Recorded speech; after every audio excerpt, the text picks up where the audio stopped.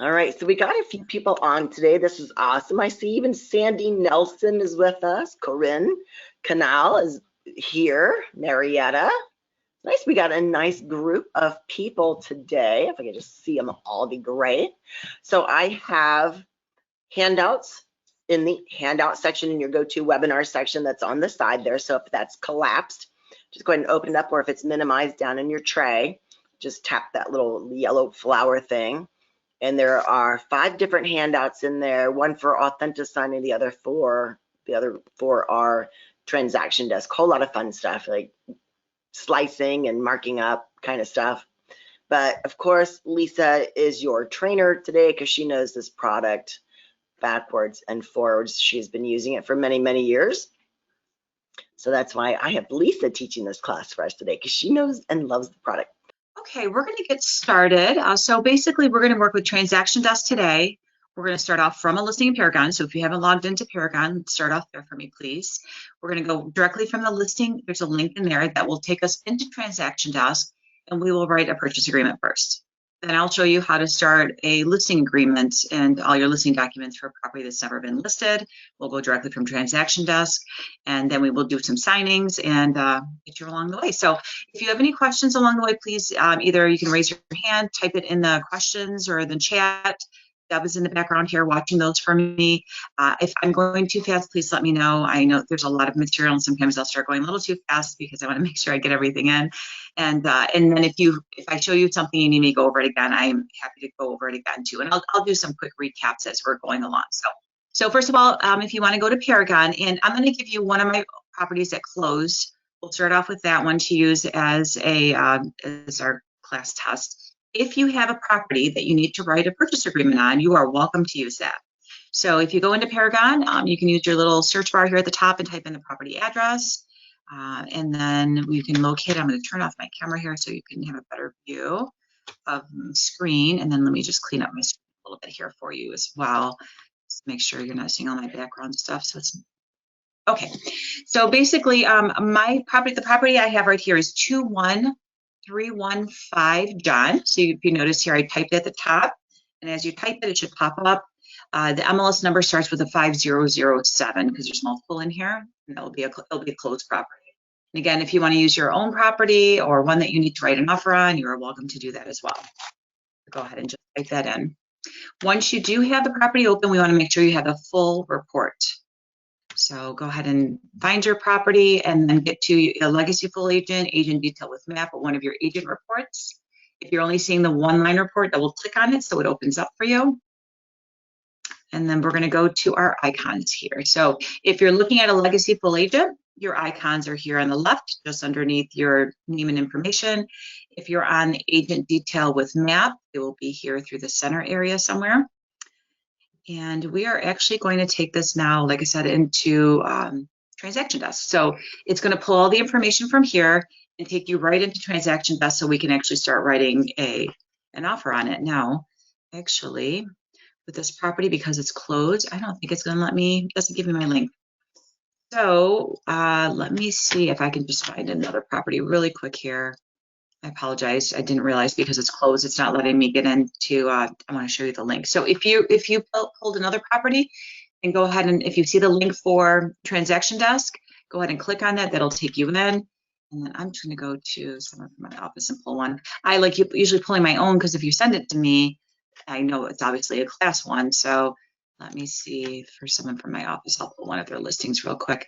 But that way I don't want anyone to think it's a real offer coming in. So we'll just make sure we don't send it to the listing agent, and that way we can, there won't be any issues at all. So let's see here, one that is active, and I'm just going to pull one here.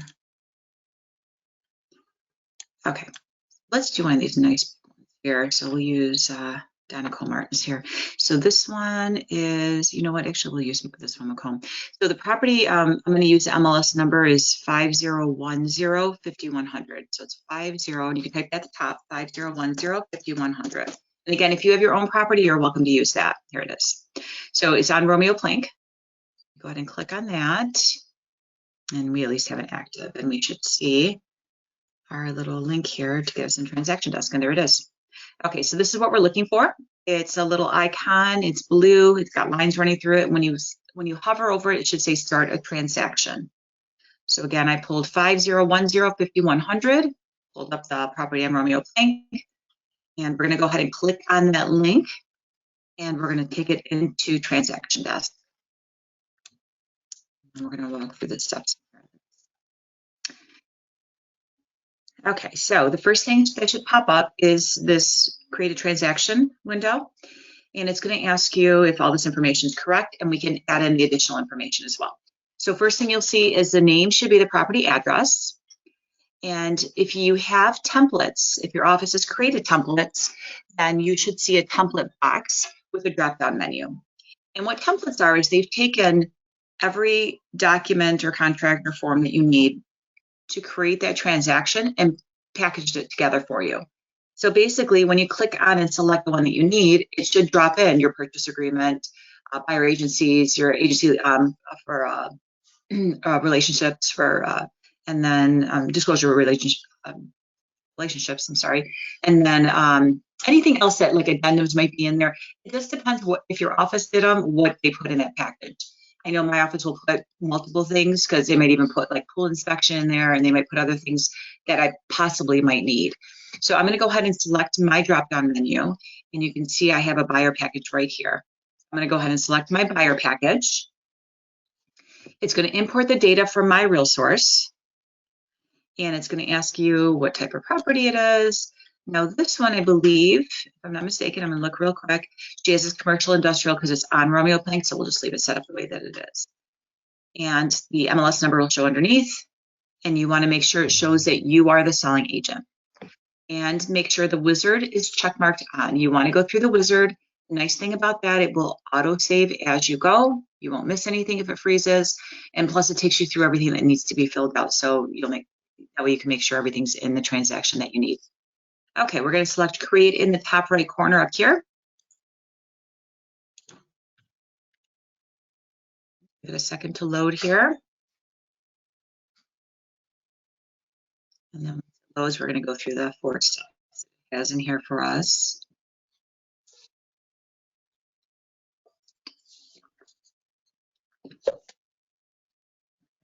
As this loads, you'll notice the property address at the top. Below that, it's going to say the wizard, and there's a previous and next. Those are the buttons you're going to use. Don't use your back button at the top of your screen. Always use the next or previous. That will take you from screen to screen. So the first section is going to be details. So this is going to give us the information it's pulled from the MLS, from the property. So you should be able to see here, I got the residential sale, it's open, property address, property type. We're going to leave it as commercial. And it has the MLS number, your bill. So it has some of the information found.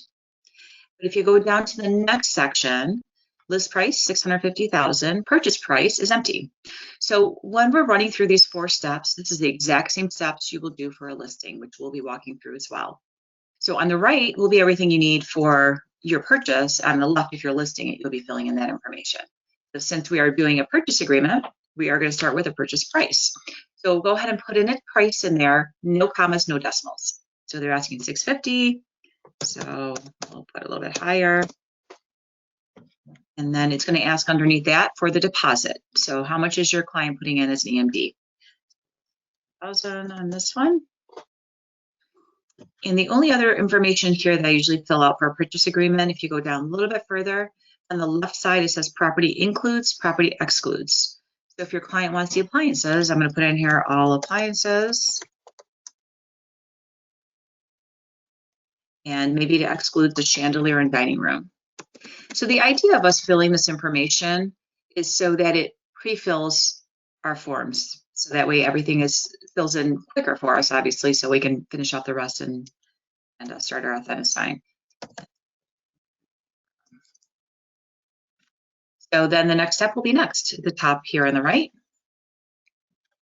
Transaction dates. So it will give a list date, which obviously if you're doing a listing will be important. Expiration date will be important if you're doing a listing, but we're going to go down further where it says closing date.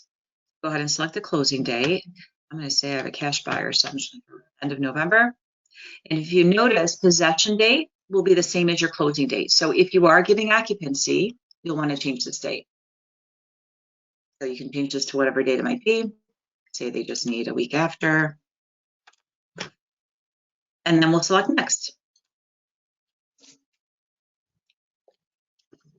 So next you're going to notice it says listing broker, listing agent, selling agent. It has now pulled the information from the listing side, and it should have you as a selling agent and your office selling broker. So at this point, we need to add, who's really important in this transaction is our buyers. So we're going to add our buyers on the right side of our screen. It says add and a plus sign.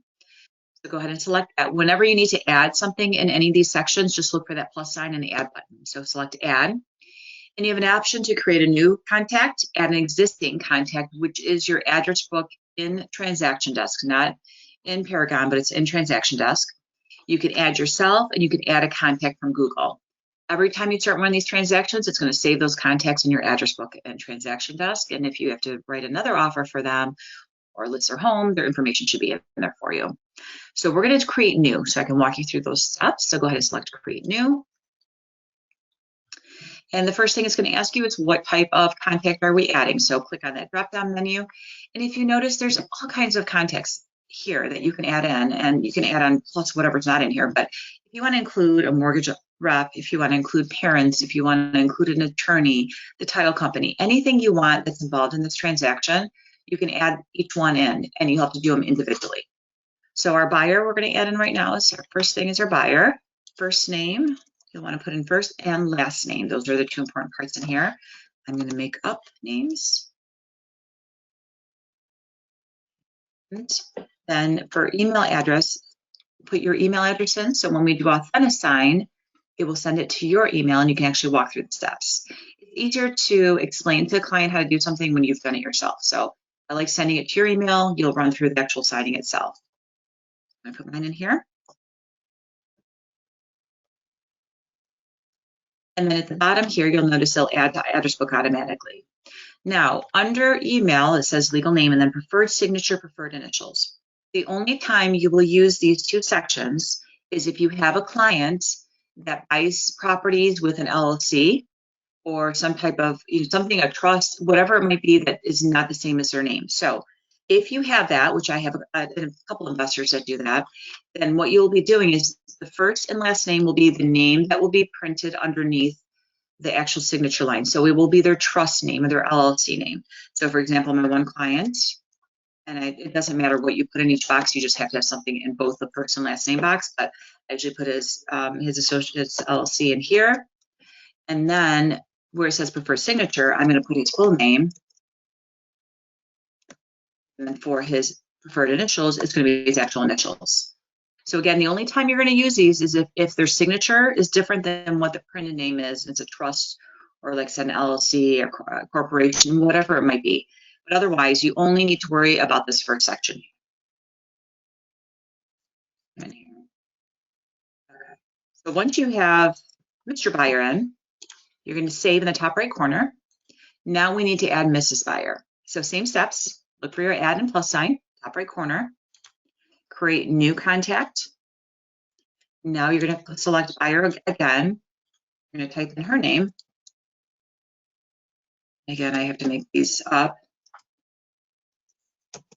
because I don't want to think it's a real client. And then you can use the same email address for both, or as many as you have involved in this transaction. They have to have separate boxes created because they have separate signature lines, but you can use the same email address for both now. So I have my email there, and now I'm going to save her. So now I have listing broker, listing agent, selling agent, and my buyers included in this. And again, if you need to add someone else, you can. So we're going to go ahead and select next at the top right corner. And our next step is our forms. So as you notice here, I have quite a bit of forms. This is everything that my office packaged together for the buyer. A lot of the stuff I won't use, I don't need it, but again, you may need it for a different transaction. So they do have it packaged together. Now, if you don't have any forms, don't worry. I'm going to show you how to add them right now. So if you look again at add and plus sign, top right corner, we're going to select that. It's going to take us to all of our folders with forms in it. Now, there's two ways of doing this. You can actually click on each section and view them. So I would suggest starting with your office folder first to find what you need. You can also, here in the top right corner, just type in what you're looking for. So if I'm looking for a purchase agreement, well, today would be on set. And then just hit enter. It's going to pull each one for you. It will show which folder it's coming from as well, so that you can find the correct one. So for example, if I want to use GMAR's purchase agreement, here it is. And all you're going to do is just click on it once. It's going to check mark it. And then you're going to find the next one that you need. Now, if you're done with what you're searching for here, you can remove it from the top. And then you can type in and select that way. And now it's going to find my disclosure regarding real estate agency. So then I can find the one that I want from here and select it. So you can select multiple first before you add them. If you notice here in the top right of my screen, there's a basket, and it keeps dropping them in the basket for me. So when I'm done, then I'm going to hit add. Now, if you don't use this top section here to search them, you can go back. So just clear all this, go back to your folders, and once you open a folder and you search for what you need, select it, there's a back to individual forms here at the top left of your screen. So once you've gone through one folder and you need to go back to find another folder, then you can go ahead and click back to individual forms, take you back to your folders, and then you can select the next one that you need. Okay, so once you have what you need selected, we're just going to go ahead and hit select add here. It's going to drop them back onto your page. And I don't need mine because I already have them in here. And then it should be at the very bottom. So if you do have other forms, these are going to be dropped underneath them. And once you have the forms in here, you can also put these in whatever order you'd like. Now, I like having my purchase agreement at the top. So usually I'll come in here, here's my buy and sell. You want to go to the left of the name of it, and the 4 arrows should appear, and you left click and just drag it up and down, whichever direction you go. So I'm going to move it to the top here. And I got my disclosure regarding agency. And then I've got my buyer agency agreement in here as well. I can move that up. Affiliated business agreement. I have a wire fraud form. So again, you can move these up so that way everything that you're using is toward the top, and the ones that you don't need can just stay at the bottom. Like I have condo and well and septic and home warranty appraisal gap. So there's other things here that I don't need right now. So again. Now, if you want to remove any of these, there is to the right of it, these 3 dots, and this will allow you to delete it. So if you do want to delete, you can. We're also going to go back to this section shortly, and you'll be able to delete from there as well. Okay, so we are in step 4 of 5. We're going to go to one more step. So go ahead and select next in the top right corner of your screen for me. We are now in documents. So if you notice in documents, other than your back-to-back cover sheet, which you'll see every time, I have lead-based paint addendum and an appraisal guarantee addendum in here as well. So it automatically pulled from the listing. Now, if the listing was put into Paragon, that's where they added their listing, it will automatically pull for you. If they belong to another MLS, then you're not going to see these addendums here. You're going to have to actually save them to your computer and upload them in here. So anything that is from any other MLSs, you'll want to save those first, download them. And then when you get to this point, we can now add them. So again, look for that plus sign in the add on the top right of your screen. Go ahead and select that. And if you click in this box in the center here, this will allow you to search your computer. So now I can go to my downloads and I can look for, just so I can pull some things. Disclosure.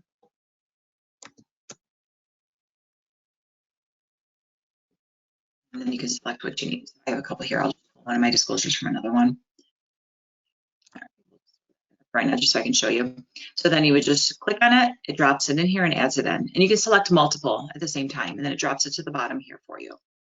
So again, your documents are going to be something that's completed already that you're just pulling in to sign. Your forms are ones that you're actually filling in. So that's the difference between the 2 folders. So when you're done with this, you're going to select done here. Okay, so we have now gone through the wizard. So let me show you a few other things in here before we go in and start editing. So if you are in this page, which is your dashboard, to the right, and I'm going to close this out, you may not see it, but on the right side, there's actually links to all of these folders that we're looking at. And there's 3 lines at the very top right corner, and there'll be an arrow. When you open that up, you can see the wizards right here. And underneath that is going to be all these other sections that we're going to actually walk through some of these right now. So we're going to go ahead and let's go to our dashboard, which we're at right now. You can see here, I do have some shortcuts on my dashboard. And then if you go under there, the next one's going to be details. So go to the right. I'm just going to walk you through here real quick. And from here, you will notice the information that we saw from step 1. So if you need to make any changes in here, you can at this point. You don't have to go through the wizard all over again. So I can come in here and make any changes that I need. And my next one to the right is my contact. So there is my buyers, my listing side, and all that good stuff. And then if you go down to the right again, our forms. So again, these are all the steps we just went through the wizard, but I just want to show you how you can find them on the right side of your screen. You can get to them. And here are all of our forms. We'll skip the next one, which is signings. Then you've got documents, which is the other section that we added in. Okay, so those are all our sections. So our next step now would be to go into our forms and fill them out. So let's go back to our forms. And that way we can actually edit these. So what we're going to do is actually click on one of our forms. I'm going to start with my buy and sell agreement, and I'll show you how to fill them in now and make sure everything's correct in here. So you're going to actually click on the name of one of them. So I'll start off with my buy and sell agreement, just double click.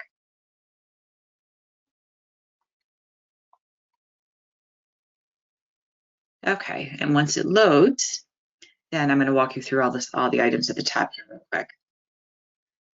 So if you look here at the top, we will start at the very top left under File. We're going to go to the first one, which is New. So New will allow you to add another form. So if you get to this point and you realize I forgot some forms, no problem. You select New. It's actually going to open up a box for you in a second here with all your folders again. So now I can go back and find what I'm missing. I don't have to go out of my transaction desk and my form editor. I can just do it all right in here. I'm going to close this out. Let's go back up to File real quick. So if you look underneath New, there's Open Form. So what this does is allows you to open up the form which you already have selected for this transaction. So when you're done filling one out, you're going to come back in here and click on the next one. Close. And if we look under File again, you have a save. When you save, you want to click on the first one that says Save, not Save as PDF. When you save, you're saving your changes in the form editor, and that allows you to come back and make changes again. When you save as a PDF, it will save to your desktop, and it's going to download as a PDF, so it's a locked file. So you won't be able to do anything with it. So if you need to save it as a PDF to print it, or to take it with you to go meet with your client or email it to them, you can do that. Okay, so let's go to File again. You have an option to copy. Now, the only time I use my copy button is usually when I do the addendums, because when I fill out my addendum, I usually have my property address in there, but I also have the date that our transaction or our purchase agreement was signed. And so it's sometimes easier just to have it. I have already everything listed in there as far as the names go. So sometimes it's easier for me to just copy that, and then I can fill it out again for my next one, and I rename it. Under Copy, you have Erase. If you erase all pages, it's going to remove everything you just typed in to your page. So if I would suggest not using the erase unless you absolutely need to, but I usually don't. Watermark. If your client has an attorney involved and maybe you want to send this to the attorney to review, you may want to put on their draft. So what that will do is just put a big draft watermark. Oops, did I add it down here? Let's try it again. File watermark draft. There it goes. Down here. Oh, yep, there it is. It's hard to see. I'm not sure if you can see it real quick. Let me zoom out. It's so light. Let's see if you can see it in the middle of my page. And if you do it on here, you should be able to see it, but it's kind of here at the top. And again, it's just going to mark this in all your pages, and then you can send it to the attorney, and then you can remove it. To remove it, you just go back up to File, Watermark, and Remove. And that removes them. Under File again, Print. So you can print this from here, but when you are printing from here, you're only printing the page that you're viewing. So if you need to do multiple, then I would do those by selecting them under Form folder, because then you can go in your basket and you can print them all together, which I will be showing you how to do that as well. I can send this to an email, a fax, to my doc box, which is all my documents, or I can mark it up right from here. There's a Help, and then Save and Exit, which takes you out of the form editor. If you go back to the top of your screen, to the right is Fonts. If you select style, I can change my font style, but if I do, it's going to change it for all the pages I'm viewing. So if I'm on a purchase agreement, all 5 pages will be changed. So just be careful when you do select it, because if it's something that's larger text, it might not, you might be cut off. So just kind of watch for your sizing and stuff as well. So under fonts as well, you can change the color. I had a new agent tell me once that he would fill this out in red, everything in red, and then he would come back and change it back later. But just be careful, because if you do have it in red or pink or any other color, it stays that way unless you change it. So if you send it to your client, they're going to see it in, pink or red or whatever. I usually try to keep mine in black. Under color, you have size. So if I want to resize this, again, that's another thing. Be careful if I make it too big, it might cut off in some areas. So just make sure it's legible. And then text functions just allows you to change it all to uppercase, all to lowercase, or to both. Okay, to the right of fonts, clause. Now, if you don't see a clause button, don't worry about it. You probably don't have clauses written. What clauses do is allows you to save certain wording. So for example, like appliances, I have one that is written out that's all appliances basically, but it names them individually and also says they have 0 value. So I'm going to show you how to add this in. And if you don't have clauses, I will show you afterwards how to create them. So you have to find a box that is multiple lines. So for example, where it says other terms and conditions here, I can click on it. You can see it's a big paragraph. And so I can click on there, and you notice that I have this little thing that pops up and says add clause. So I can do it from here, or I can click up top. So if I hit add clause, and I have a couple clauses that I've created, but there's some from my office as well. So under personal clauses, here's my appliance one. So if I select this, it'll drop it in. I have one set up for concessions. I have one for EMD. I have one for septic, but once I click on them, I hit OK, drops them in for me. So for example, my all appliances actually name off each appliance, and I also put in there are included with 0 value, because I got tired of underwriters throwing back, asking for an addendum showing that all appliances are 0 value. So I now add it in my purchase agreement, so I don't have to deal with that anymore. So that saves me some time. And then I have it written out for my concessions, so then I can just drop in what I'm asking for concessions. So that is your clause. So again, it just saves you some time. The right of clause is transaction forms. So again, this is another place that I can add in, I can go in and select which one I need next. So once I finish filling out my PA, I would select my next one and finish filling that one out from there. The book, if you see a book, that means you're looking at something with multiple pages, and all this is going to do is scroll from page to page for you. So it just moves the pages for you. Magnifier, obviously, if you want to zoom in or zoom out, you can from here. The next thing would be your markup tools. So from here, I can mark up. So if I want to strike out something, for example, municipal inspection, say, you left click and you drag it and it creates a line. And these lines, actually, when you click on them again, you can right click and it gives you an option to make your line thicker and change the color as well. So it does give you options for markup tools. Now, I usually don't use my markup tools in TransactionDesk. I use them in Authentisign. And the reason being is because when I do an Authentisign, I'll remember to add initials to all my changes so I don't forget. So obviously I have my initials of my buyers on there. That way they can initial any change that I'm making. So that's usually when I do my markups, but you do have an option here for that as well. So the other tools in here is a line tool. And the only thing with the line tool is, there you go. It's the same as the other. Sometimes they don't go directly center. You can move them up and down. But it does give you the same options as making it thicker, changing the color, and so forth. So that is your strikeout and your line tool. Highlight tool, if I need to highlight something so my client sees it or the seller sees it, I can do that right from here. Let's go over here to seller paid home warranty. I'll just highlight that. All you're doing is just dragging it to as far as you need to go. And then if you right click on this, I can change the opacity so it's darker or lighter. Just be careful if you go too dark, sometimes it's hard to read from behind it. And then if I don't like the yellow, I can make it red. I mean, you can change it to whatever you like. So that is your highlight tool. Redact tool, this actually will pretty much put a line and striking out basically the whole paragraph. So say here, sewer and water, say it's well and septic, I need sewer and water charges. That. Only problem with that, sometimes it's hard to read what was underneath. So if you want them to see what you've covered up, then the redact tool may not be as good. The strikeout tool might be better.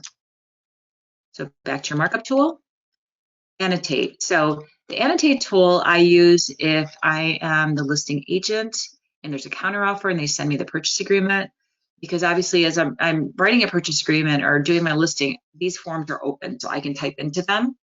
But when it's sent to me and there's a counter or there's a change and I need to make a change on it, I don't have that option. So my annotate tool will allow me to type at an actual text box wherever I need to.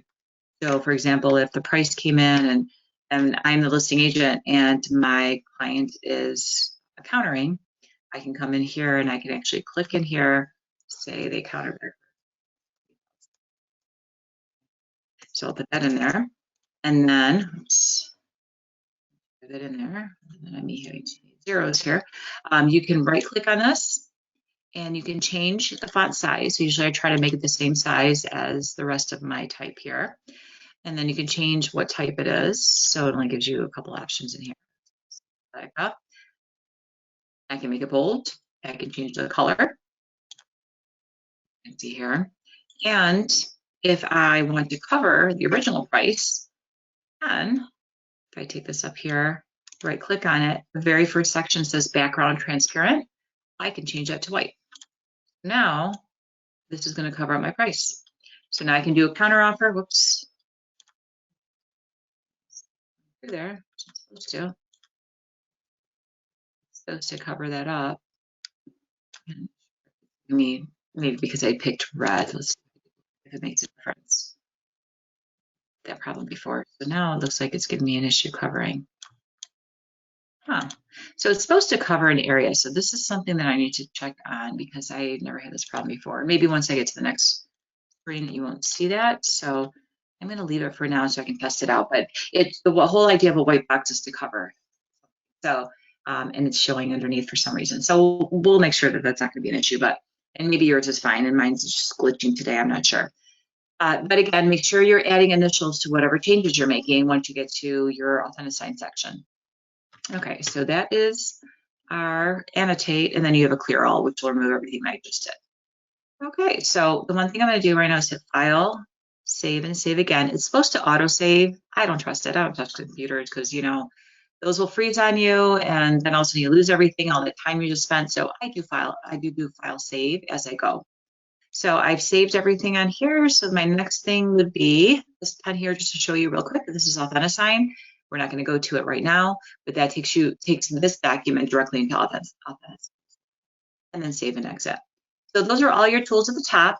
So again, after I went through my wizard, I would come in here, I would fill in whatever's missing. You can see what's already come through, but I would have to select, you know, method of payment and the concessions not here, so I can put concessions and so forth. So you would come in and make sure everything else is filled in.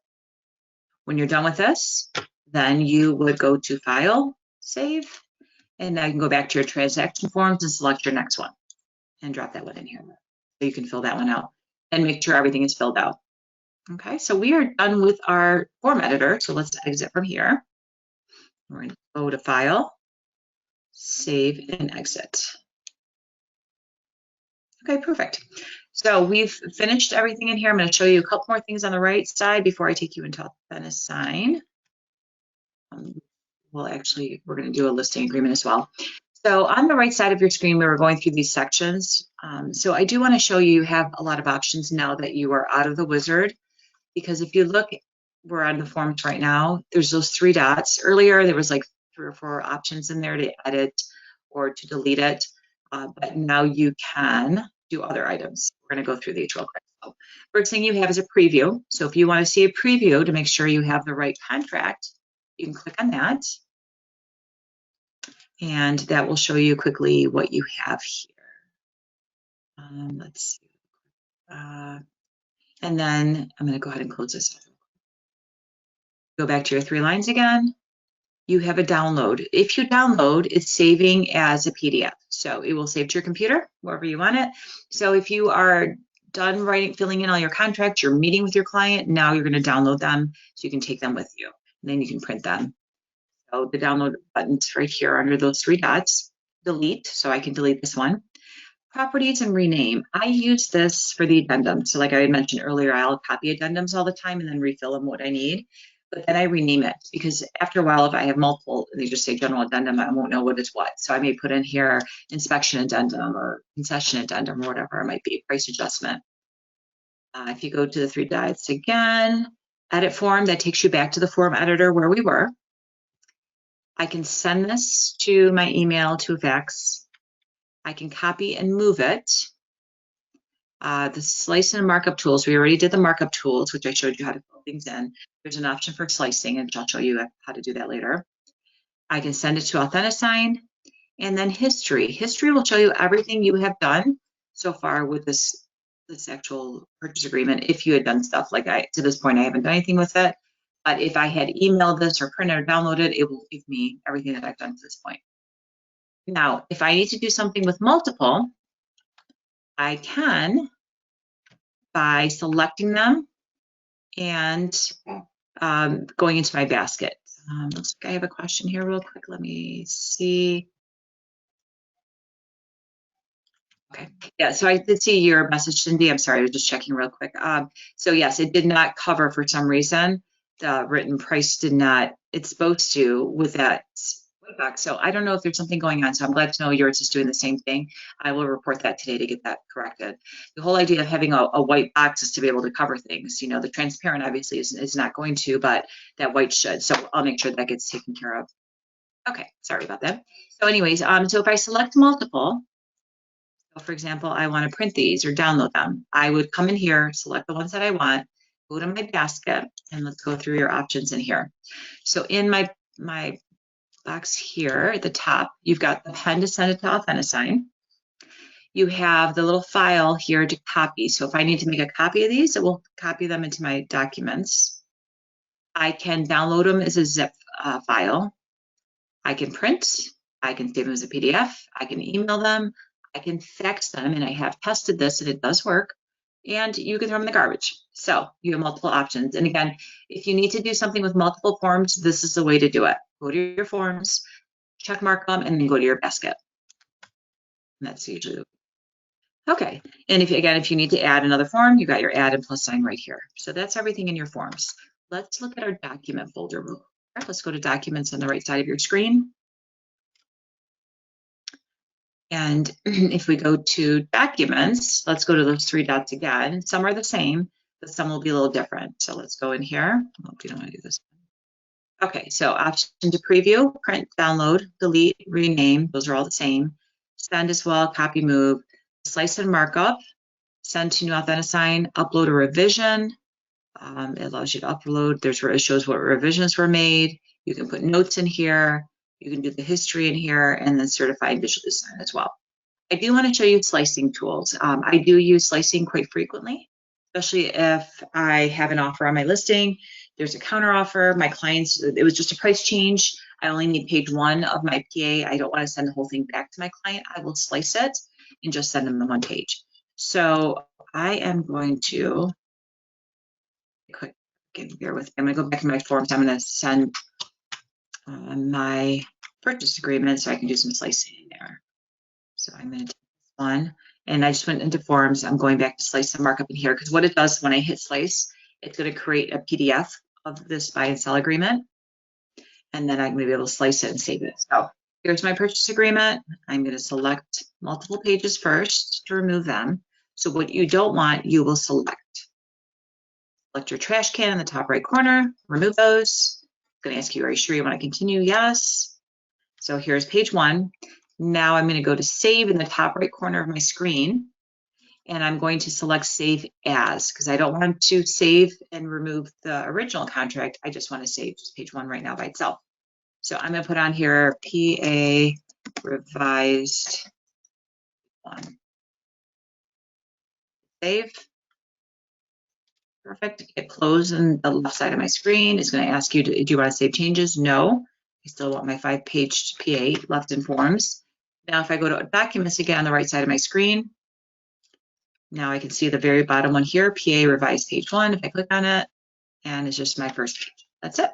So now I can make the change in here and have the initials put on and send it over to my client for initials. And okay, so that is under your documents and under your forms under slice and markup.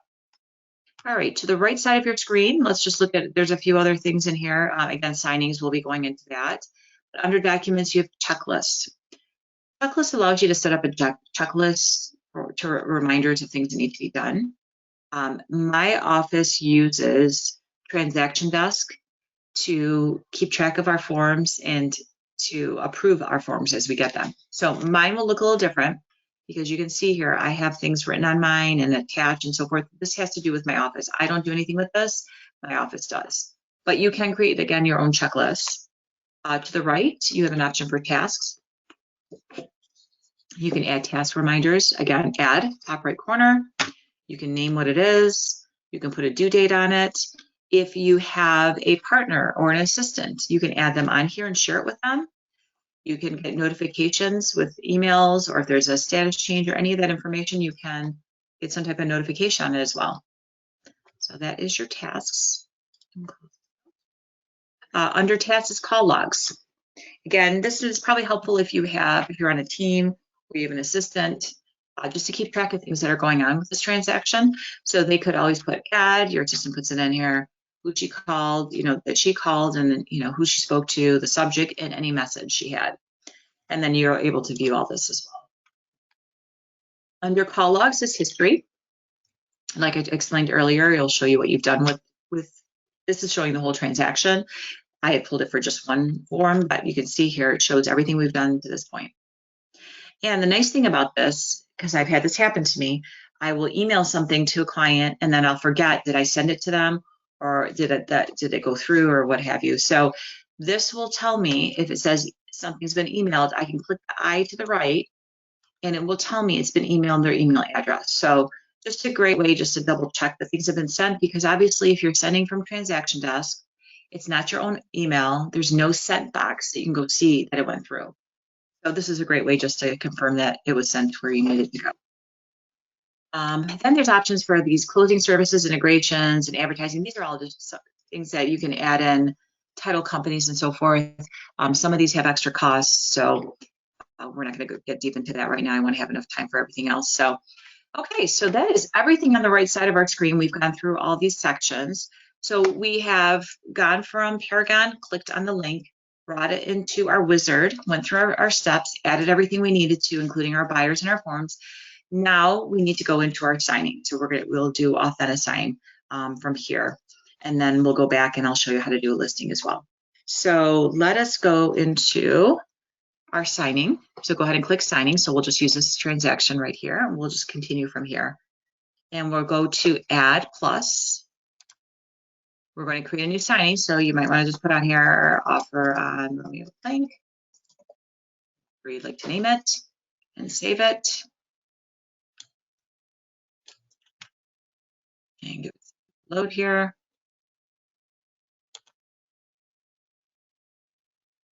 Yes, you will be getting a recording, but those handouts honestly is very helpful. So if you want to try to follow along later, using that handout while you're sitting here doing it, it has screenshots. We do step-by-step guides. It's broken down. So there's one that's just how to do a purchase agreement, which we're walking through right now. So I would suggest using those. And then honestly, the more you do it, the easier it's going to get. Okay, so let us go into, let me just remove this real quick. Sorry about that. Okay, so we are now in Authentisign. So let's go through the steps of Authentisign. If you look at the right side of your screen, and the first thing is going to be signers. We need to add our signers. Now, the whole idea of doing TransactionDesk and getting your folder set up is everything you need is in that folder. So when you add participants down here, you're going to click on the drop-down menu. You have an option to add yourself, add new, add from transaction. That is what we want to use. So if you've added them in TransactionDesk, they're in here. So there you go. So right now I have the listing agent, myself, and the two buyers. So I need my buyers and I want myself. Now, for this example, if you use this property, don't use the listing agent because he's going to think it's a real offer. So we're going to not include him. But if you were, I do want to show you something here real quick. If you notice here, type, you have three options. It's remote signer, reviewer, or CC. Now, if it's your buyers and yourself and you have to sign, you want to make sure it says remote signer. If you are including the listing agent and you are sending him the offer once it's signed, and you want to automatically send it to him, make sure you select CC. And the reason being is that if you select, and I've had agents do this, they select reviewer, that means once Mr. Buyer signs, and it goes to Mrs. Buyer and she signs, and I sign, then it has to go to the listing agent. They have to review and accept it before I even get my signed copy back, or my clients get the signed copy back. I don't like doing that. I don't want to wait. I want to have my signed copy. So if I do CC only, that means as soon as everyone signs, everyone gets a copy and a copy goes to the listing agent. So if you are including the listing agent or you're including an attorney, now with an attorney, you might want to do a reviewer if you want them to approve it, or a parent maybe. You might want to include them as a reviewer, so they'd have to review everything, accept it, and then it will complete it. But again, if you're sending to a listing agent offer, CC them. Okay, I'm going to uncheck Dominic because I don't want him getting this. All right, so that's our signers. If you go to the right of your screen, actually I'm going to select first so they're in here. Okay, there they are. And then I can set a signing order, which means when I send this, it will go to my first signer, number one, which will be Mr. Buyer. When he's done, then it goes to Mrs. Buyer next. When she's done, then it will come to me. And then if I CC'd anyone, they'll get it after. If you want to include a signing order, and I usually do, and the reason being is by the time it gets to me, if I miss something all of a sudden, then I can reset my signing and redo it, and we have them redo it. If you don't set a signing order, that means it goes out to everyone at the same time, but once it's signed, everyone gets a final signed copy with everyone's signature on it. You can do either way. I'm going to set a signing order for this example, just so you can see how it works. So at the top here where it says set a signing order, you turn that on. And you can see they're already numbered. Now, I don't want to be the first one. I want to make sure that my client signed first. So I'm going to go Mr. Buyer, Mrs. Buyer, and then myself. All right, so my signers are in order, and we'll be able to see that once we start our signing. Next, on the right side, we're going to go to Docs. Now we want to add our documents, or our forms that we filled out. So go ahead and select that. And you have three options. My transaction, which again, you've added everything, so you should find what you need there. Upload or import. So if you forgot to add something and it's on your computer, we can upload it right here. My files as well. You can go into your files in TransactionDesk and pull something else that you need. So from my transaction, I'm going to add, and you can see the add button here to the right. So buy and sell agreement, we're going to add. Regarding agency, we're going to add my wire fraud, my affiliated business arrangement. Go down, anything else that I really need at this point. And then once you have what you need, actually I want my lead-based payment addendum. They didn't have seller's disclosure, but let's add our lead-based payment. And that's about it. So once you have what you want, there's a close here. And now you'll notice you have this layout mapping pop up. Well, if it's created for you, you'll have it. If you don't see one, don't be concerned. What this is doing is actually going to drop my signatures and initials where I need them to go. And so it's pretty easy here. It's pretty self-explanatory. Buyer 1 is Mr. Loaded. Buyer 2 is Mrs. Spends It All. So it kind of explains to you, you just want to make sure the correct name is in here. And then you can hit assign signature block. So if you have this option, use it. And the reason being is when you get to these pages, you're going to notice my nice little initial boxes come in, and all the pages that I need them to be. My signatures come in where I need them to be. My dates, my auto dates are in here as well. Whoops, actually these are shifted a little too high, so I'm going to move them down. And all you do is left click and drag them up and down. And so that just saves me the time of dragging each one over, instead of, because again, it takes time to pull those, which we're going to be doing as well. But it takes time and you've got a lot to do. So this at least saves you some time. So let's go back here real quick and we're going to look at our other options. So those are our docs. We have them in. We're going to go to our tools now so I can walk you through the different tools and options you have. You can also, under documents here, is change the order. So if you want, if you didn't get a chance to adjust the order that they're coming in, you can change them right here. Okay, and if you need to add another document or form, you just click at the bottom and find it. So let's go to tools. That's going to be our next step on the right side.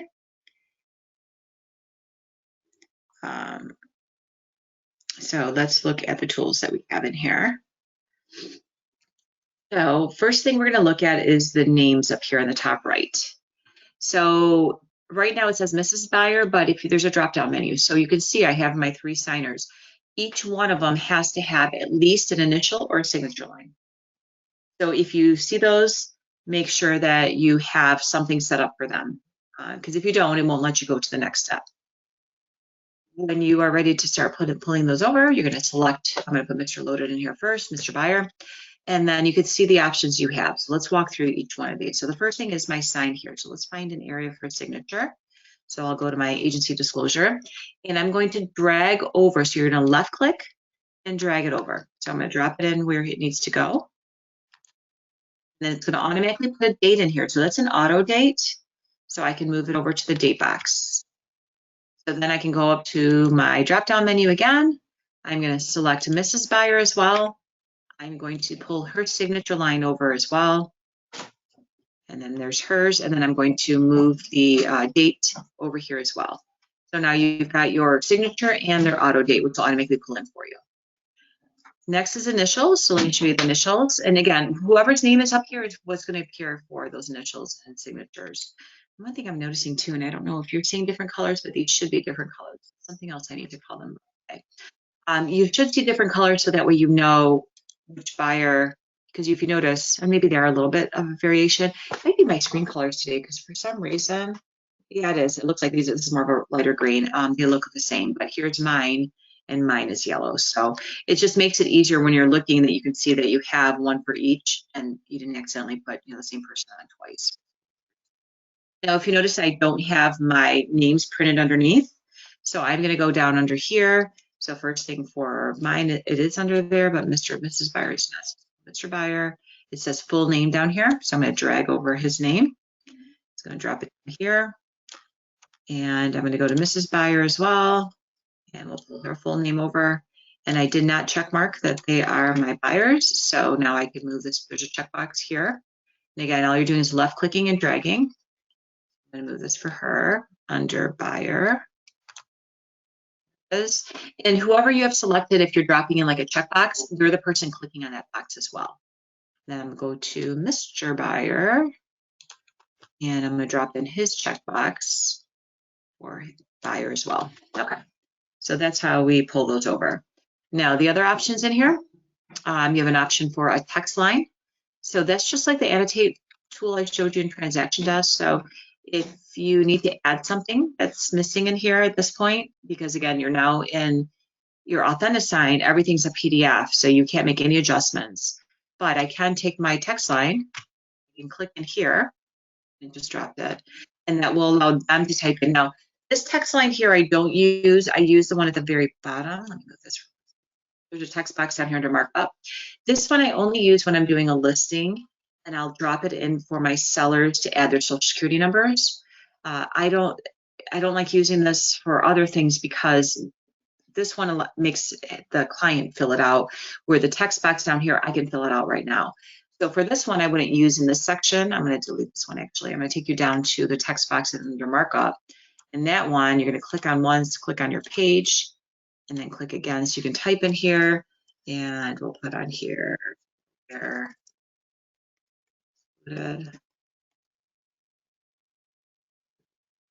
Now, don't worry, it's going to start going underneath. It's not usually the right size. Not a big deal. We'll do that after. So you just type in what you need. You're going to left click on it. Now, if you notice, there's boxes here and a box here. I can make this longer now, so I can fill in my line. I can also, on the right side of my screen under text markup, I can change the font size, the color, the type of font that I'm using, where I want the alignment. I want it bold so it matches.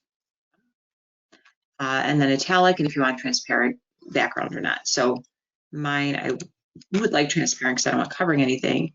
And I'm going to move it over underneath these items. There we go. So again, the markup text box is what I used here. All I did was I clicked on the box here, clicked one more time on my page, and clicked in it in that box and started typing. All right, so that is, delete. So that is your text box. Okay, so back up to the top where your signer actions are, Under text line, initial pages, if you need to initial multiple pages, that's what this will do for you. So if you click on this, it's going to ask you what size initial box would you like. You can see it. Where do you want it on your pages? So is it going to be on the left side, the right side, the center? Well, if you notice here, like purchaser initial should be on the right side. So we'll go to the right. Where on your documents are the initials going? The bottom of my document. Who's going to be actually initialing these? So I want Mr. Buyer and Mrs. Buyer. It's my purchase agreement that needs the multiple initials. And I want all 5 pages. If you don't want all 5 pages, you just want certain pages, you can put them in here as well. So if I do all 5, and then it's at the bottom here, it says place initials. So and click on that, and there you go.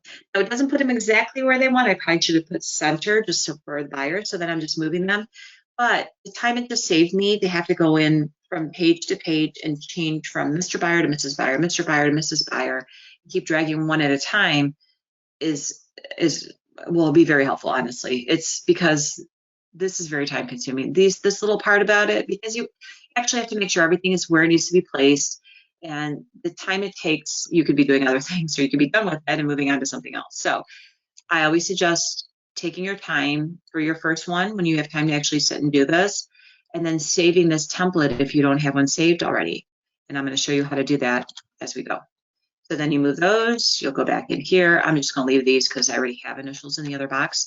Be very careful not to put boxes over boxes. If you accidentally put initials in one spot and then you do them again, not realizing you put them in there, and automatically drops them, and you don't realize you have one on top of the other, it will not let you finish the signing because it notices that there's a second box underneath the box, but you can't get to it. So just be very cautious when you're doing these initial pages and stuff. Make sure you got. Okay, under initial pages, radio choice. Radio choice allows your client to pick one or the other. It will not let them pick both. So we're like, for example, lead-based paint inspection. If I want lead-based paint inspection and give them the option yes or no, I can select radio choice. It drops 2 little dots here for me. I can put one in the first one that they would like 10 days to have it done, or I can put one here for them to waive it. I'll leave these on here. So when it gets to your client, so Mr. Buyer, he's gonna have to click on one or the other. When he chooses one and then he tries to choose the other, it will remove the first one. So again, it's only gonna allow them one choice. To the top here, initials, again, you would want to add your initials wherever you need to from here. The checkbox we already showed you. Initial choices, that's another one that they can do. They have an option to initial which one they would prefer to have. Okay, so you have a choice for initials or a choice for just these little dots that it puts in there. Under initial choices, drop down.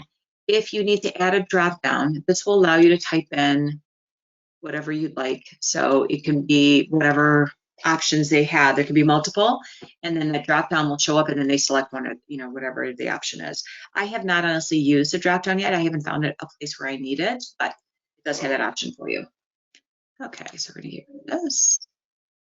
All right, so under there, your signers fields, we did the full name, which if you're missing the name printed anywhere, you just drag that over. The auto date always comes in with every signature line. It doesn't come in with initials, but signatures. If you're missing one, you can drag that in. There's an auto time as well, and their email address as well. Let's look at our markup tools. So markup tools, again, this is we looked at earlier, same thing here. But again, with this one, as I make those changes, I'm going to pull their initials over to them. Let's go back to RPA. And if I need to make any changes over here, I've got my line tool and the purchase for damage, so I can drop it in there. Under your line tool, you have a strike through, and again, all you're doing is clicking on it, left click, and dragging it. And each one of these does give you an option to modify the color, depending how much you want to, covered up. And there's an X here to exit. Okay, so that is your line and your strikeout, your highlight tool, which we did earlier. You can highlight it. And again, same thing as the others. You can change the opacity on this one. So we can make it lighter or darker, and we can change the color as well. And then the last thing over here, we have the ellipse and the freehand. So the ellipse will also highlight, but it's a circle. So I don't use as much, I find, but yeah, I highlight oval, I should say, or whatever circular shape you'd like to make. And that will drop it in there. And if you select it and change just the color on this one. So,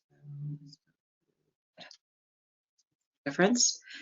And our last one, let's remove this, is going to be that freehand. Now, I don't use the freehand unless you're an engineer and you can draw really straight. I don't use this one at all because, again, I can't always, especially with the mouse, I can't draw a straight line for the life of me. So that does not look well.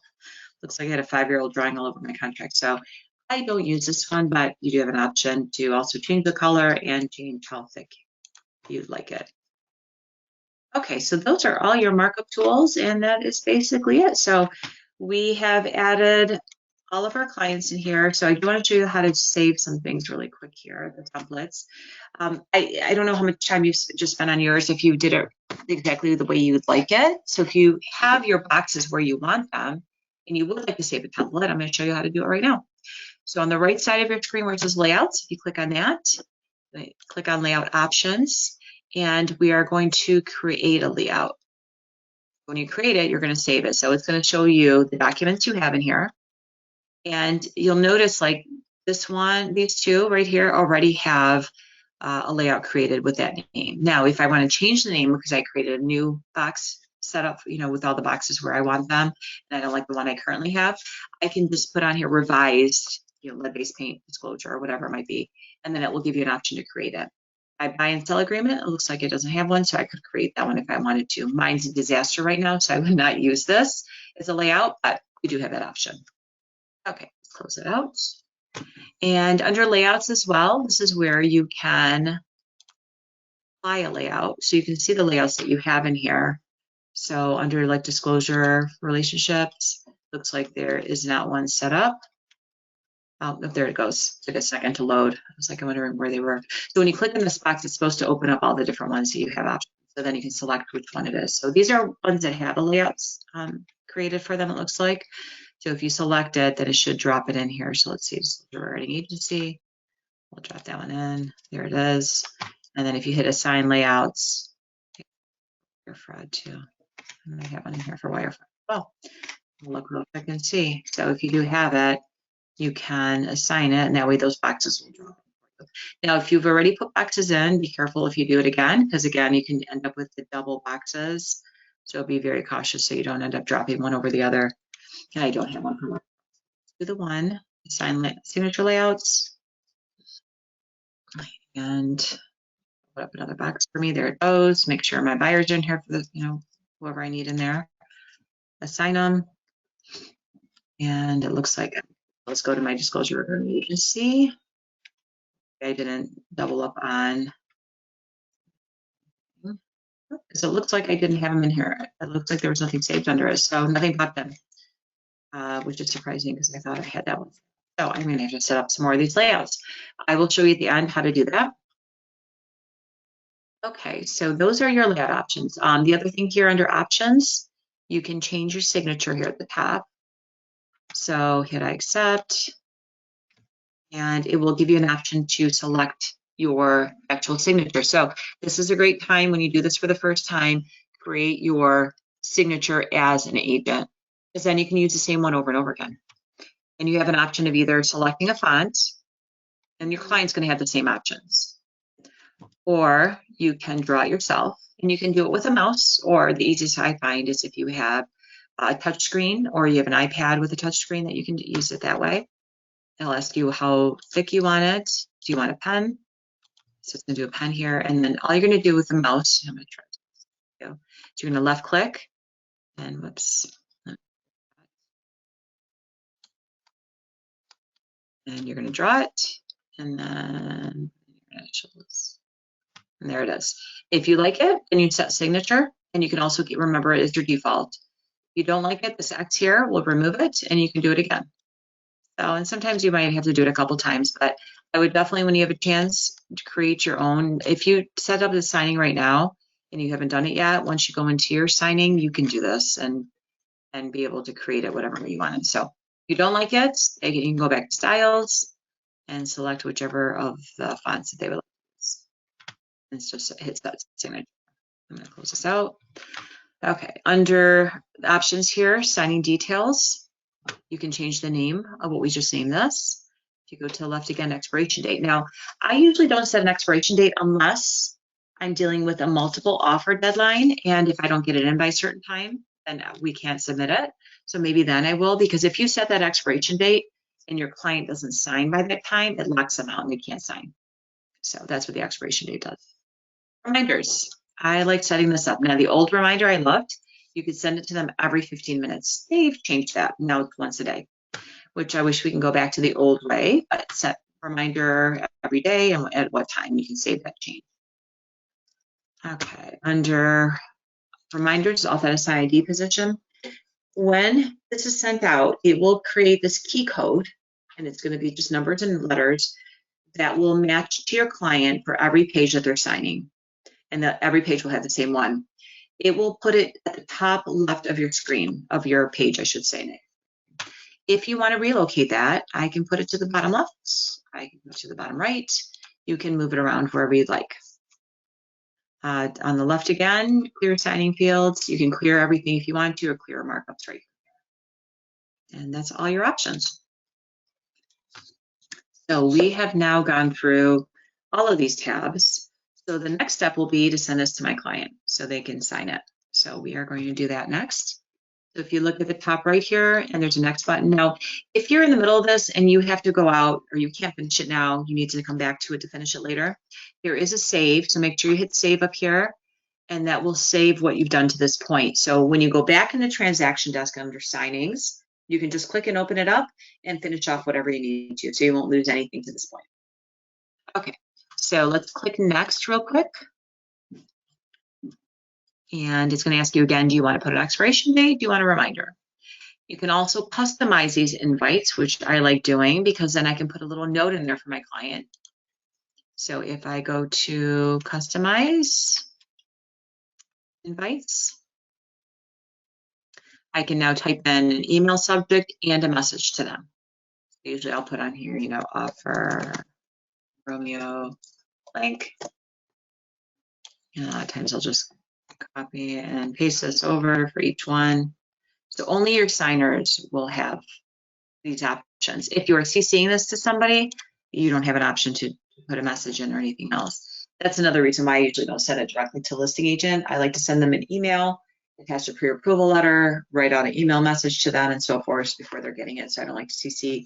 But I have done the CC, like if there's a multiple offer deadline and I'm running out of time, then I will just to make sure it gets, you know, to them when they need it. Okay, and then you're going to hit save. And the last step is going to be send. So I'm going to go ahead and send this. And if you get an error, that means you might have missed a signature or initial for one of your clients. You have to have at least one for each one in order to include. So it is now sent. I'm going to go in my email and show you exactly what it looks like. Here, let me pull up my email, and I'm going to walk you through these signings. As this loads. Okay, here it is, offer on Romeo link. So if I click on here, and this is what they're going to see. Hello, Mr. Loaded.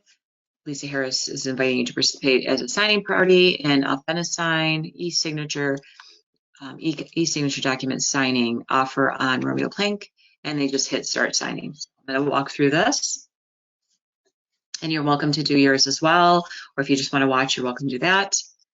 I'm going to select I accept, and this is what your client's going to see. And basically, they're going into they're seeing the same thing that you are in Authentisign, but they only have options to start, reject it, and then under options, they can change their signature to the consent, an agreement between the parties, and view history. I always tell them if they want to read this as they go, hit download or print it, and then once they hit start, because you'll notice here in the top center it says progress 0%, 14 completed. This will tell them how many more they have to go. So once they hit start, they actually move the pages, so it moves pretty quick. So let's see, goes to highlight first one, and you can see it has a little arrow. They click on it. See, and it just continues to move. So it moves pretty quick. That's why I suggest always to print or download if they really want to read it. Now I've got 10 of 14 completed. I kind of got stuck here, so you just hit next. So this is where they can initial one or the other. If you notice, it removes the other one. So I say they want to wave it, or they can do the radio buttons, and that allows them to select one together. Here, buyer, and I'm done. So when they're done, and it's that fast, within minutes they can have it done. Complete signing. I'm going to close this out. Oops. And let's go back a step here. So now I have the update right here. This is what they're going to get. Signing updated, and it tells me that an action's been taken care of on my signing. The offer on Romeo Plank was accepted by Mr. Loaded, and this is his key code. This is the number and letters that it appears on all of his pages. So I can see it's been done. Now, Mr. Buyer's done, so next is Mrs. Buyer, and here she comes. So now I'll take her email, and I'll walk through the signing, and I'm just going to go through this one really quick, just so I can show you where the final ends up. So they're going to terms, and they're going to select start, and it's here. There it goes. Okay. So as I go through these, I'm going to go ahead and continue clicking. I finished through all of these. And again, she has 12. Complete signing. And there we go. She's done. Now I should have another email telling me that Mrs. Buyer just signed. There it is. So Mrs. Buyer's done. So the last one will be myself. And then there it is. So I'll complete my signing. It's the last one. Accept the terms and hit start. And these are not asking me to do my signatures because I've used those same buyers' names before, so they already have them saved in here. That's the only reason why you didn't see that pop up. And mine has been created quite a while ago, so I use the same one over and over again, which you'll see now when I create mine. My initial box here next. This. I only had the one, so it was pretty easy. And I'm done. So all the signings have been completed. So now in my email, not only am I getting an update for each one of the signings, which is here's the last one for myself, but I will get an email that's been completed and I can download it right from the email, my full offer. Here they come. So if I click on this, you're going to notice that the signing's complete here. And now I can download. There's an option there to download right from here. So if you click on the top and you can see which ones have been in here. To download a copy of the signed documents, go here. And if I click on that, it's going to download it right to my laptop. And when it downloads, there it is. Now you can see all the signatures are in, or initials first. All of my markup disaster is all through here. Here's the rest of my initials. Initials are done. Strikeouts are all in here, what I've highlighted and circled. And here's where it's mine, where again, you can see my signatures here and I use it over and over again. So that's it. So it's that simple. So I will get an email with it, but also if I go back to TransactionDesk and I go to my documents in TransactionDesk, here's the offer that we did. And go under, if you click on that box, and that's my folder, you can see everything with a key is the completed copy, the signed copy. So I can individually pull these. So this is basically what I do because I don't include that listing agent. Now I come back, I don't want everything because sometimes there's things I don't want to send to him. So I'm going to select what I need to send to listing agents. So my buy and sell, my agency disclosure, and so forth. So then you can select those even just by check marking them. These are all PDFs. So then I can go to my basket when I have them selected. And then I can email this to myself. I can save it. I usually save as a PDF and go to my own email, and I'll attach these and send them to the listing agent. So you can find everything you need in multiple places. Also, under signings here on the right, here's a signing that we did. Click on it. it will take you back in here where you can see the signed PDF. Your certificates are in here as well. You can see individual forms and certificates right from here. The history's here for everything that you did. So there's multiple places you can find everything once it's done. All going to be easy to find because it'll be in your transaction desk under that folder. Okay, so that is everything that you need to write a purchase agreement. So basically what we did, we start off in Paragon, clicked on our little transaction desk here, brought it into here and went through our wizard, and that wizard is what took us through those 4 steps. Then we just clicked on our purchase agreement and finished filling it out and filled out the rest, and then you can take it right into signing. So now I'd like to show you how to do a listing that's never been listed real quick. And we're not going to go too deep into this because there isn't too much. We've gone through it already, and there's just a couple things I'd like to show you that you haven't seen yet. So we'll go through that right now, but I want to double check. I don't think, is there any other questions? I don't see anything else. Okay, just want to make sure I didn't miss anybody else's questions. Okay, so let's go into Transaction Desk from the beginning. So what I'd like to do real quick is I'm going to show you how to get to it from Paragon. You can stay where you're at. It will take you back. But under your resources, this is where you can find your transaction desk, just in case you're looking for it later. It's just easier to find. It's under resources to the right.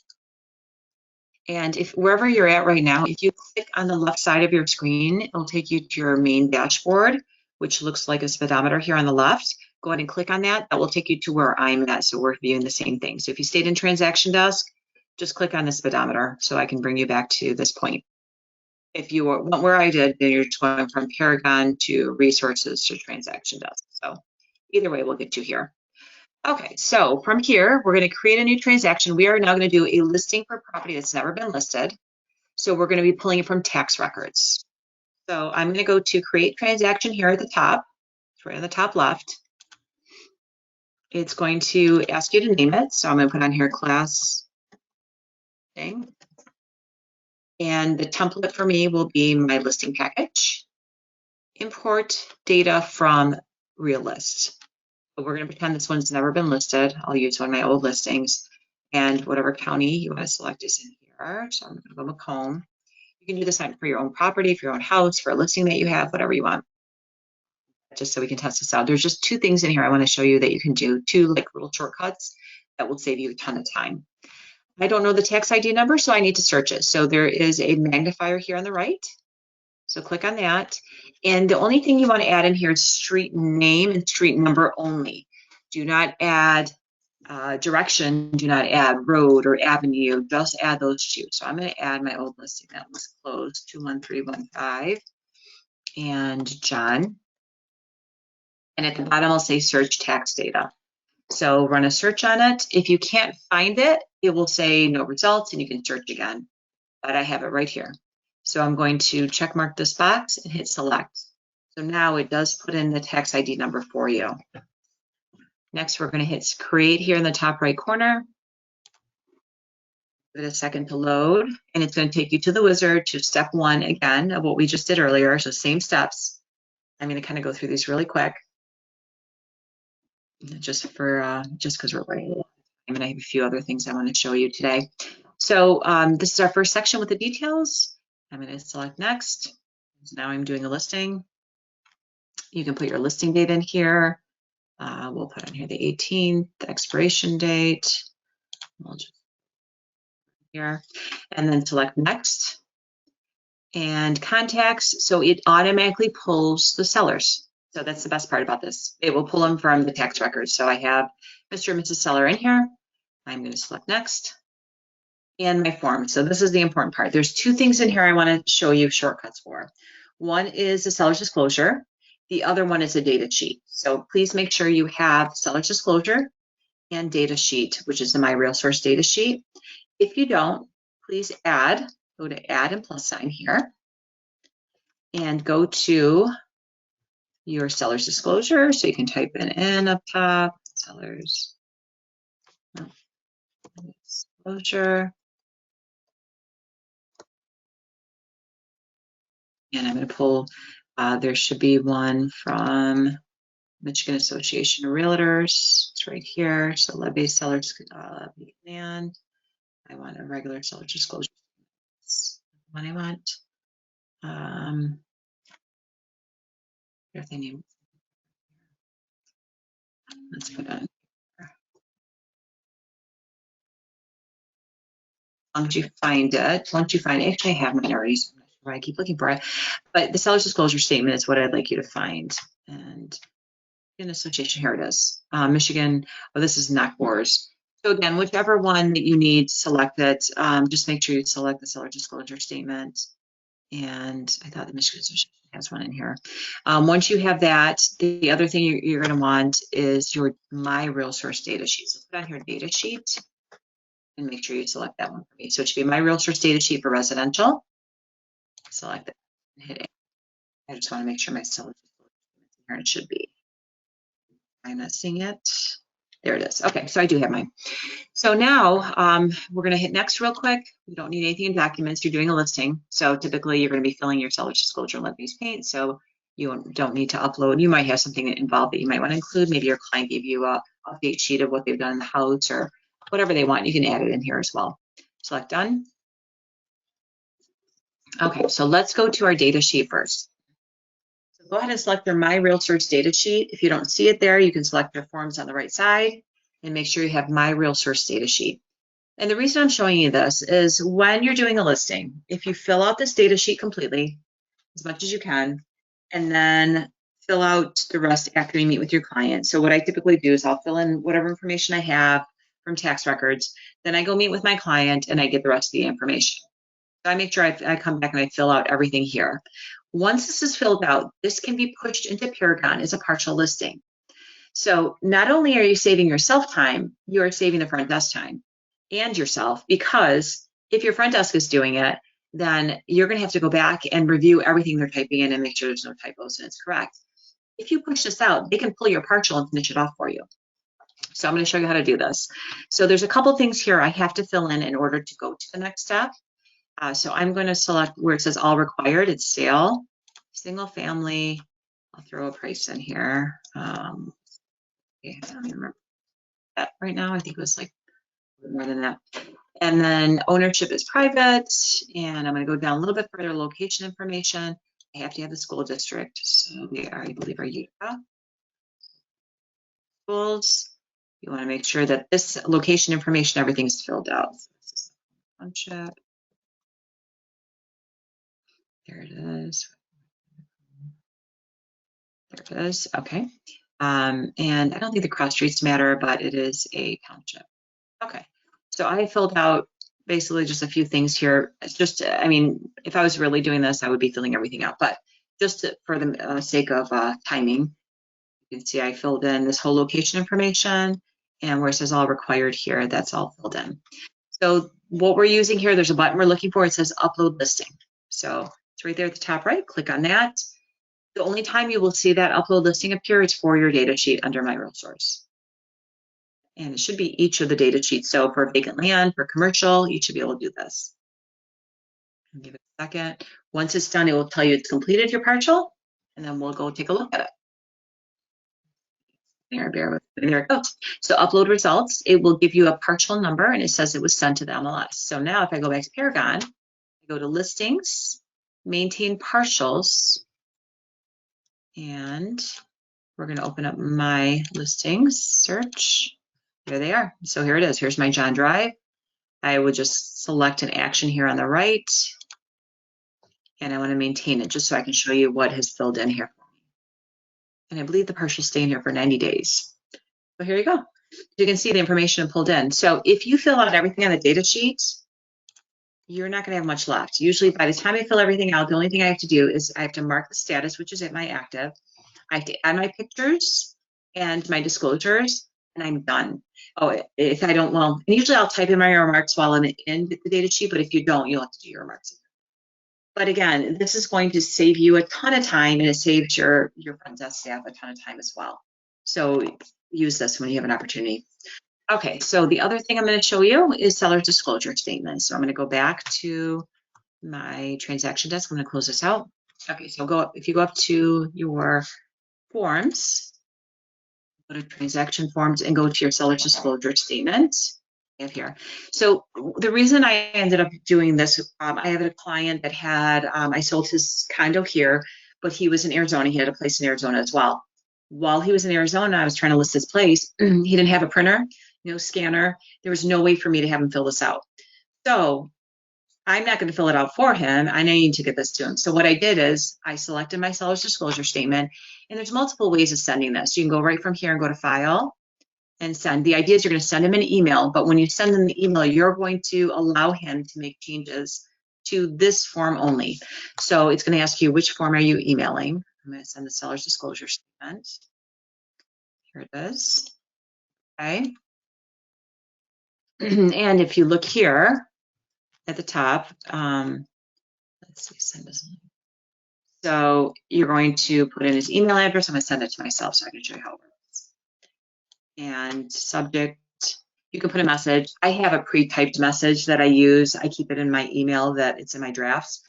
I'll copy and paste it, and it explains to them how to select, make sure they select yes if it's in working order, no if it doesn't work, and not available if they don't have it. You know, I give them the date that it should show on there for how long they've owned the property, since what date. So I have one that's pre-written. I just type it in here, but you can type in your message. The key here, in order for them to make the change you need them to make, usually this is sending as an attachment, you're going to send as a link.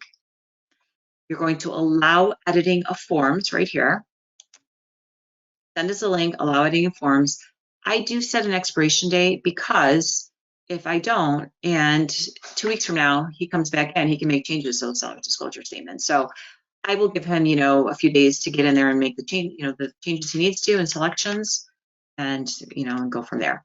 So I have now sent it to myself. I'm going to send as a link, allow editing of forms with an expiration date.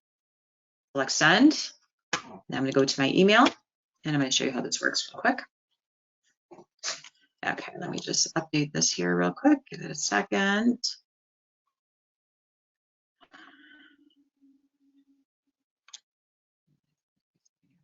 And once this comes in, there it is. So, and it does show it's coming from you. So it doesn't show it's TransactionDesk, it's you. So my name shows up, and it says TransactionDesk document sent. And it will say this email was sent to you by Elizabeth Harris, Berkshire Hathaway. This document is related to the class listing transaction. You can download these documents by clicking below. You can also respond to this and click on the disclosure statement. So what you're really ultimately doing is you are allowing them to go into TransactionDesk. It's logging them right into your account directly into seller's disclosure. That's all they're seeing. So it's really important when you do send this that you're only selecting the seller's disclosure, because anything you select, they can modify. Once you have this sent to them, now they can click on it. The only options they have in here is they can save, print, or exit. They can move from page to page. They can zoom in, zoom out, and save and exit. That's it. So it's not like they can do anything else. So they're going to come in here, and if you'll notice now all these boxes, they're going to mark what is in working order, what is not available, and then they're going to go in and type in whatever information else. I'm just clicking these just so I can show you afterwards the completed project or the completed form. So here, for example, basement crawl space, evidence of water, yes, and I can put on here,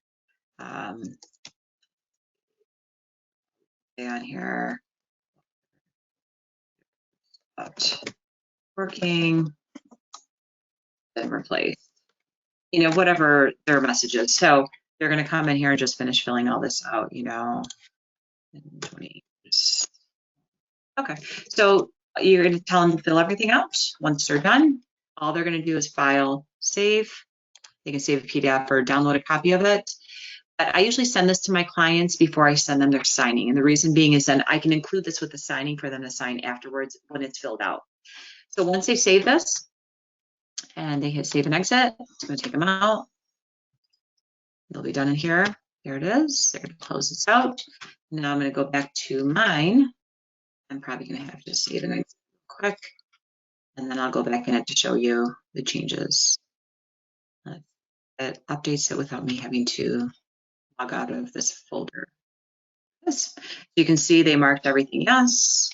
Water heater stopped working, it's been replaced. Gaming system is 20 years old.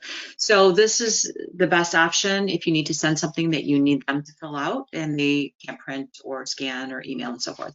So this is the best way to do it. And I always have to explain to them, for the ones that you're not signing, you're just filling it out, because they'll be like, I can't sign it, I can't figure out how to sign it. So just let them know to fill it out. Then you'll send them the whole package to sign everything all at once. Okay, so those are the 2 shortcuts. So I'm going to save and exit. And that is basically it. So we have gone through how to do a purchase agreement, how to do a listing agreement. I'm going to show you these shortcuts here real quick and just show you how to create that clause in the template. So just a few minutes. I'm sorry, I know it's a little bit over our time.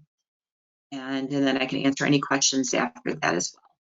So take a look here. So on the left side of your screen, all of these icons are for TransactionDesk.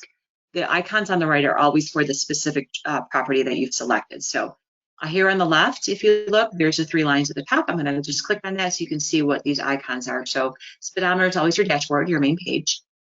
Transactions, if you click on that, that's going to be every transaction you have in here. So this is a way to get back to them. If you need to do any changes, you always have the 3 dots over here. So it will take you to any section that you need of that transaction. You can always select these. Takes you into your basket, and these do allow you to flag them. I know some of you might have options to trash them, some do not. We don't, because again, this is used for our office to keep track of our files as well. So I don't have an option to delete. So I have a ton of class 1s in here that I don't need, but so that's how you can make modifications to those. Go back to the left of your screen under your house. It's going to be the pen. This is every signing in here. So if you need to look for your signings without going into the transaction itself, you can find them in here. Again, you always have the 3 dots on the right. You can see your signed PDF, the certificates. You could forward documents from here. You can copy to your cloud, duplicate, and you can see the details of the signing as well and delete. To the left again, forms. If you want to see what forms you have in here, this will take you to all your folders, and you can find your forms in here as well. Back to your 3 dot lines over here. Under your forms is documents. Every time you start a transaction, it automatically creates a folder for you and in documents. So if you go to transaction folder here as well, every one of your transactions will have a folder. Anything that is a PDF, anything you upload, anything that you save as a PDF, or any signings that you do will end up in this folder. So if you need to find one any specific, you can. Just come back in here and click on it, and you'll find whatever documents you have. So remember, you always have 2 folders. Your documents are already completed, or they're things that you uploaded, they're always PDFs. Your forms are the forms that you are actually filling out, your contracts and whatever you need for the transaction. Okay, so if you go back to the left, tasks, and if you do create tasks in any of your transactions, they'll be in here. Again, my office uses this, that's why you see all of this. So they keep track of what needs to be done in files. Go back here on the left, contacts. Here is your address book. So every time you've created a transaction, all of your clients will end up in here. Ultimately, you're going to have a huge address book here, just like you do in Paragraph. Go back to the left of your screen. Under contacts is clauses. So let me show you how to do a clause real quick, and I'll show you a template, and then I will let you get back to work because I'm sure everyone's busy. So first thing under clauses, you'll want to go to personal clauses because you can't modify any that your office has created unless you're a broker or a manager. So with your personal clauses, to create them, there's an add. Remember the add and plus sign. Anytime you want to add something new, top right of your screen, you're going to click on that. You're going to add a new clause. You're going to name your clause. So if you're doing concessions, name it concessions. Whatever is in content, the second box here is what will type into your contract or your forms. So whatever you put in this section here will show up. So if you're doing concessions, you can put on your seller to pay. Okay. So, and then you can leave an extra line here, put your percentage sign. And concessions. It's purchasers. Whatever you'd like. So again, this wording will appear on your forms whenever you need it. So that's your first one, and you just hit save. Once you've created them, you can always adjust them, and they should show one person on them. That shows that you created them. If you see multiple, that's an office clause, and again, you can't modify that unless you are upper management or a broker. So if I click edit, I can always go back to my appliance one that I have in here and I can make any changes I need. Hit save. So those are clauses, very simple. Go back to the left side of your screen again. Under clauses is templates. You go to your templates. Now you can do a transaction template. And this is where you can pick all the forms that you want for a purchaser or for a seller and package them and name them. And so you can just select those each time. So you can see I have multiple here. If there's 2 people on them, they've been created by my office. If you see 1 person, these are ones I've done. Let's create a new one so I can show you how to do this. Add and plus again, right side of your screen, top right side, click on that, name it. So if you're doing these for yourself, you want to put on here, my buyer package, residential maybe. You might want to do one for vacant land or one for commercial. So name it first. You're going to select what type it is. Now this is really important. Your type is how it matches up to the transaction you're doing. So it knows where it goes. So for this one, you'll want to put on there residential purchase. Okay. And then if you want to put a description, you can. Once you have that in, you're going to hit save. You're going to go down to, and you can add other items, but the only thing that I'm going to show you right now, because it's the most important, is your forms, because this is what you need in here. So if you go under forms and hit the plus sign, now you can select what you need. So you're going to come in here and you're going to go through each of your folders, and just like we did earlier when you were selecting them for the transaction, you'll select them in here and then you'll add them all in. So I will start off in here and then I'll go through usually my office one first and add my buy and sell agreement.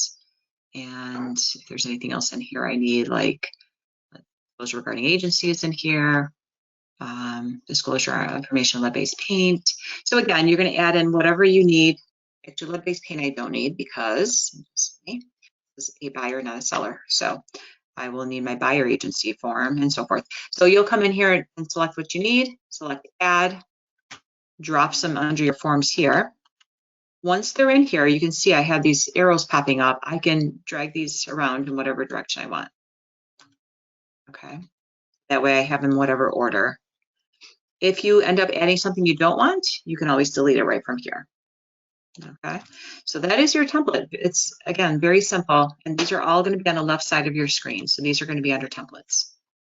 And that is it. So we have gone through quite a bit. I'm sure I've overloaded you. So the big thing will be is if you haven't already saved what Debbie has attached for us, which she has attached quite a few. Let's see what she has in here for you. On the right side of your screen, if you should be able to see what she has in here. Let's take a look real quick and see the handouts. Under handouts, she has 5 different ones. She has your Authentisign. She has a TransactionDesk doing clauses, which we just did. She shows you how to do your seller's disclosure with that handout as well. Templates, and then creating your PA. So they are all in here. So if you click on these, they're PDFs, they will download.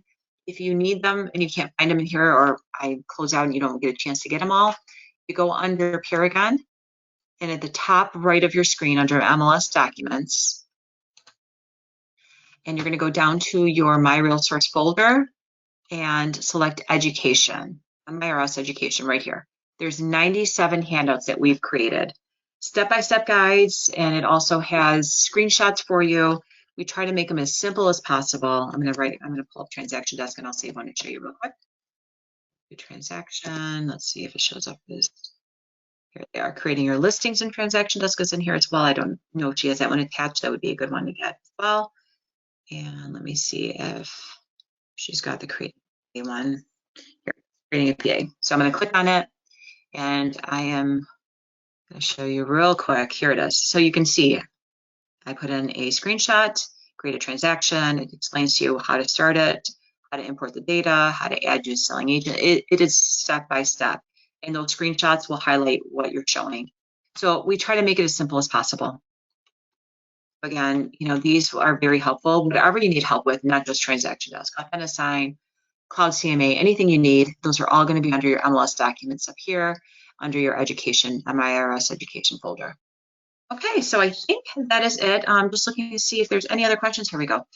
But I think I've gone through everything today. So again, the only way you're going to be able to remember this is to play with it. So don't wait too long before you go on it again. So while you're sitting around, create some fake ones for your husband, for yourself. your neighbor, whoever, just do some transaction, do a listing, do a purchase agreement, and then set up those transaction templates while you remember how to do them. And again, the handout will walk you through that as well. And also if you want to do your clauses as well. Well, thank you so much, everyone, for joining. I hope the class was helpful and everyone enjoy the sun today. Hopefully it'll be a nice day. And then again, come to as many classes as you'd like. Hopefully we'll see you at some more classes, and have a great one. Thank you again.